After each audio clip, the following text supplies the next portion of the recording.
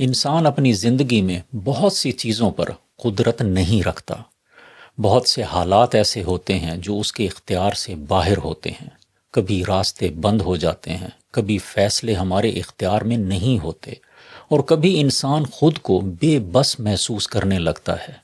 ایسے لمحوں میں دعا انسان کو ایک ایسی طاقت دیتی ہے جو اسے امید دلاتی ہے۔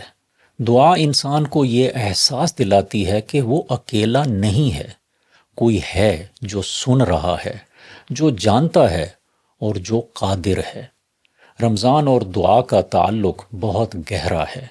یہ وہ مہینہ ہے جس میں انسان کا دل زیادہ نرم ہوتا ہے، ذہن زیادہ حاضر ہوتا ہے، اور روح اپنے رب کی طرف زیادہ متوجہ ہوتی ہے۔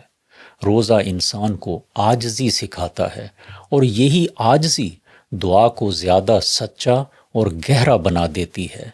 اسی لیے رمضان میں دعا کا اثر بھی زیادہ محسوس ہوتا ہے، کیونکہ انسان پوری توجہ اور اخلاص کے ساتھ اپنے رب سے بات کرتا ہے۔ افطار کے لمحے، سحر کے خاموش اوقات اور رات کی تنہائی، یہ سب وہ لمحات ہوتے ہیں جب دعا انسان کے دل سے زیادہ گہرائی کے ساتھ نکلتی ہے۔ ایسی دعا اثر رکھتی ہے، پر نہیں طاقت پرواز مگر رکھتی ہے۔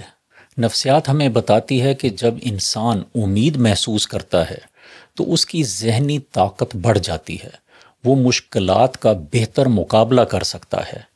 دعا انسان کے اندر یہی امید پیدا کرتی ہے۔ دعا صرف مانگنے کا عمل نہیں بلکہ جڑنے کا عمل ہے۔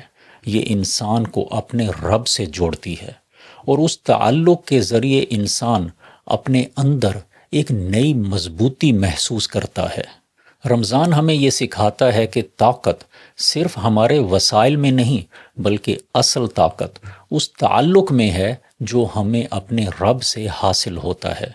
رمضان ہمیں یہ یاد دلاتا ہے کہ انسان اکیلا نہیں، اس کے پاس دعا ہے، اور دعا کے ذریعے وہ اپنے رب کے قریب ہے، اور اسی قرب کا احساس انسان کو اندر سے مضبوط بناتا ہے۔